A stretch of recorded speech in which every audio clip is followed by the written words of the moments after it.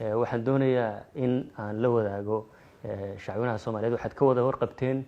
in dacwaddii badda ee u dhaxaysay Dowladda Federaalka Soomaaliya iyo dalka Kenya oo hadda 6 jirsatay ay mar walba dawladdu diyaar u ahayd heegan oo ahayd waqti badan iyo juhdi madaxweynaha ra'iisul wasaaraha iyo dhammaan xukuumaddu ku bixiyeen sidii ay u meel mari lahayd oo ay u dhaqaaqi lahayd waxaan rabaa inaan idin la wadaago 23 April sanadkan dawladda Kenya waxay geysay dacwad ay ku doodayso in dacwadda badda dib loo dhigo muddo aan xadidnayn sida Ingiriisi ay ku yiraahdeen indefinite period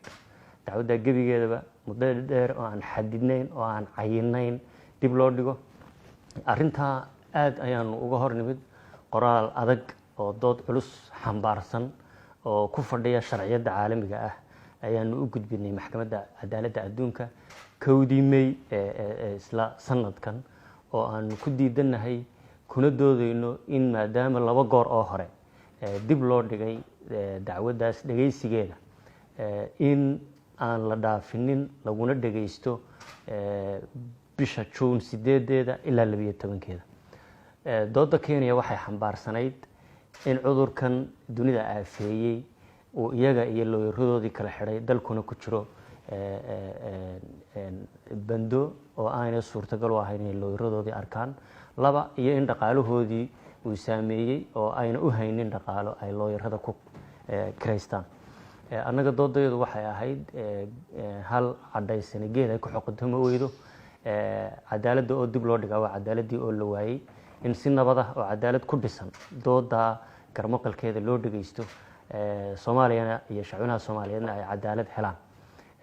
waxaanu ku adkaysanay inaan 8 June dib loo dhigin waqtigeediina maxkamaddu habka video conference-ka ay ku dhageysato waayo maxkamaddu waxay soo saartay inkastoo ay ku cusub tahay nidaamkani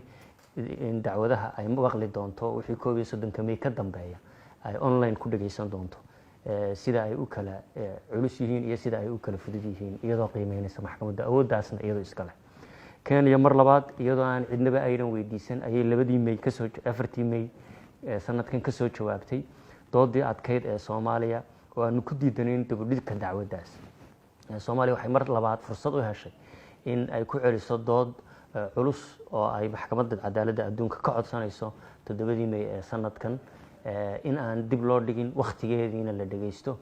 looyarada iyo dhinacyaduna iyagoo guryahooda kala jooga dalilkooda jooga goobahooda jooga maxkamaddu ay online ama video conference ay ku dhageysato hayeeshee maxkamadda cadaaladda adduunka ikhtisaaska iyada iskale go'aanka iyada iskale qaraarka ay soo saarayso iyo qiimeynta ay sameeynaysan maxkamadda ayaa awoodda kama dambaysta ilaahay idinkiisa iskale laguna kalsoon yahay dhinacyaduna ku kalsoon yahay maxkamaddu maanta makhribadii waxay soo saartay go'aankan oo xambaarsan go'aanka dib u dhigista oo ay maxkamaddu gaadhay iyo jadwalka cusub ay maxkamaddu u soo saartay oo bogga labaad ka hadlaya dhageysiga dhinacyada ay dhageysanayso waxay maxkamaddu soo saartay go'aan ah in ilaa 15 March sanadka 2021 dhageysiga dacwadda u dhaxeeya dawladda Soomaaliya iyo dawladda Kenya dib loo dhigay lana dhageysan doono 15 March 2021 17 March iyo 18 March iyo 19 March muddada 4 cisho ah oo 2 cishana ay Soomaaliya leedahay 2 cishana Kenya leedahay maxkamaddu waxay ku sababaysay xaaladda qeyrul caadiga ah ee ka dhalatay sida ay qoraalkeeda ku tiri COVID-19 cudurka dilaaga adduunyada kala wada xiray oo xaalad gaar ah oo aan lagu xisaabtamin ah awgeed inay maxkamaddu dib u dhigtay muddadaas 9 bilood meelaha ku qiyaasan oo ka bilaabmaysa ku eg in la dhageysto 15 March 2021 maxkamaddu waxay ku celisay in dooda kaliya la dhageysanaya ay tahay mid afeed oo aan la aqbali doonin dokumentiyo iyo qoraallo cusub oo aan awal la soo gudbinin mar kale oo hadda maxkamadda dib loogu gudbiyo waayo dooda qoraalka horaa dhinacyada looga dhageystay horay u dhamaatay wixii ka dambeeyana waa go'aanka kama dambaysta ah ee maxkamadda cadaaladda adduunka inay soo saarto garsoorayaashu ka fadhiistaan dhinacyaduna ay helaan oo Soomaaliya ay hesho cadaaladii muddada dheer